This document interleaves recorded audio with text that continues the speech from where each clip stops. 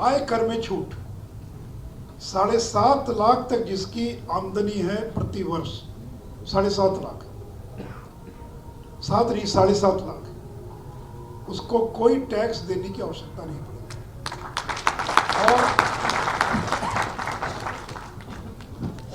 और कितने करोड़ लोगों को फायदा होगा इसका? 1 करोड़ से ज्यादा लोग, 1 करोड़ से ज्यादा करदाता ऐसे हैं जो 5 लाख से लेकर 7 लाख 7.5 लाख की सीमा में आते हैं। अब उनको कुछ नहीं करना, एक सिंपल रिटर्न 1 पेज का फाइल कर देना है। तो हमने टैक्स की दरों को कम कर दिया। जो स्लैब होते हैं इनकम टैक्स के 6 से घटाकर उसको 5 कर दिया। और देखिए लोग कहते हैं कि भाई पुराने इनकम टैक्स में बहुत तरह की छूट मिलती थी, नए वाले में छूट नहीं है। तो अगर आपको छूट चाहिए तो आप जाइए, पुराने वाले में हमने बंद नहीं किया है। तो दोनों विकल्प आपके सामने है। नया भी विकल्प है और पुराना भी है। ओल्ड स्कीम भी है और न्यू स्कीम भी है। आपको जिस स्कीम में रहना है आप उस स्कीम में रह सकते हैं। लेकिन मित्रों, पता नहीं है कितने लोग होंगे जिनकी वार्षिक आय 7 लाख रुपया होगी। मैं हाथ नहीं उठवा रहा हूँ।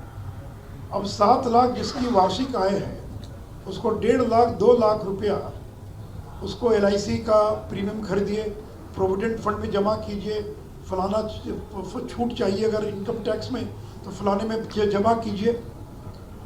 उसको बाध्य किया जाता था सरकार की ओर से, अगर आपको 0 चाहिए तो आपको 2 लाख रुपया जमा करना पड़ेगा प्रोविडेंट फंड में, LIC में, फलानी चीज़ों में, तब आपको छूट मिलेगी। अब आपको कोई दबाव नहीं, आप मन हो तो जमा कीजिए, मन हो तो मत जमा कीजिए। और आपको जमा करने का तो अधिकार है।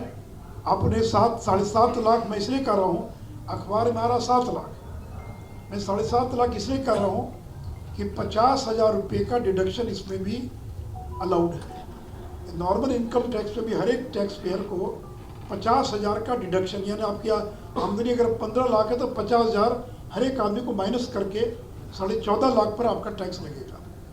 तो न्यू टैक्स में पहले 50,000 का डिडक्शन नहीं था।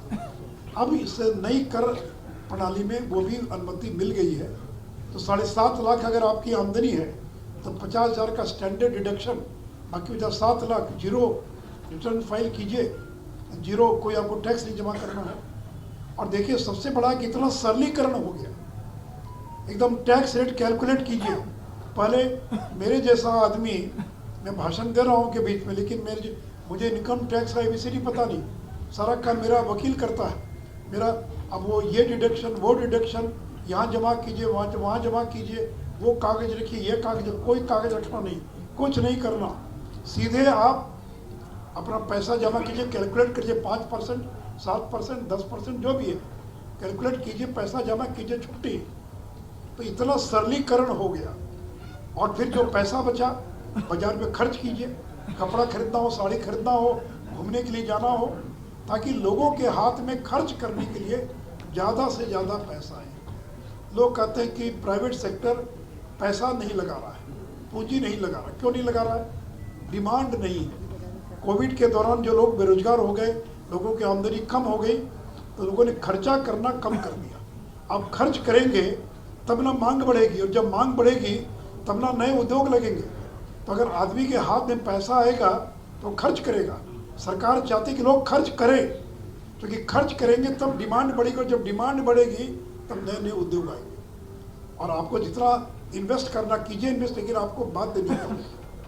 इसलिए मित्रों, एक बड़ा भ्रम पैदा करते हैं कांग्रेस के लोग कि ये नए टैक्स के अंदर फलाना है। तो मैं इतना ही कहूँगा, आप उनको बोलिए कि भाई आपको पसंद नहीं हो तो आप पुराने टैक्स में जाइए।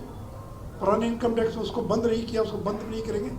आप जिसमें चाहिए आप उसके अंदर जो है और जा सकते हैं। मैं और उसके डिटेल्स में नहीं जाऊंगा, क्योंकि बाकी जो जानकार लोग हैं वो उसके बारे में और उसको अपना समझेंगे। मैं उसके और विस्तार में नहीं जा रहा हूँ। और मित्रों देखिए, गुजरात तो यहाँ तो मेरे ख्याल से शहरीकरण 40-45% होगा। कितना शहरीकरण है? अर्बनाइजेशन 50, हमारे बिहार तो 10% और शहरीकरण, 90% और ग्रामीण है। तो मिडिल क्लास कहाँ ज़्यादा? शहर में है। और इस नई इनकम टैक्स का लाभ किसको मिलेगा? मिडिल क्लास को, मिडिल क्लास को मिलेगा, मध्यम वर्ग को मिलेगा। पता भारत में कितने मध्यम वर्ग के लोग हैं? 43 करोड़। और 2030 तक ये संख्या बढ़कर हो जाएगी 71 करोड़। और यही मध्यम वर्ग है जो ज़्यादा खर्च करता है। अरे पैसे वाले लोग तो कमाएगा 10 करोड़ तो कितना खर्च करेगा, उतना ही खर्च करेगा जितना आप खर्च करते हैं। तो ज़्यादा खर्च करता है मध्यम वर्ग। तो इसलिए न्यू टैक्स के अंदर ये जो लाया गया वो इसलिए लाया गया है। इसलिए मित्रों, एक तो मैं इसका जिक्र कर रहा था, दूसरा कोऑपरेटिव के बारे में, चूँकि यहाँ पर लोग बड़ी संख्या में, गुजरात कोऑपरेटिव वाला राज्य है, यद्यपि यहाँ शहर के लोग हैं जिनका शायद उतना संबंध नहीं होगा। आपको मालूम है कि कोऑपरेटिव का एक अलग मंत्रालय बना। नमस्कार, मैं हूं मानक गुप्ता। अगर आपको हमारा ये वीडियो पसंद आया हो तो इसे लाइक और शेयर जरूर करें, और हाँ, हमें सब्सक्राइब और फॉलो करना ना भूलें ताकि आप देश और दुनिया की कोई खबर मिस ना करें। तो जुड़े रहिए हमारे साथ और देखते रहिए News 24।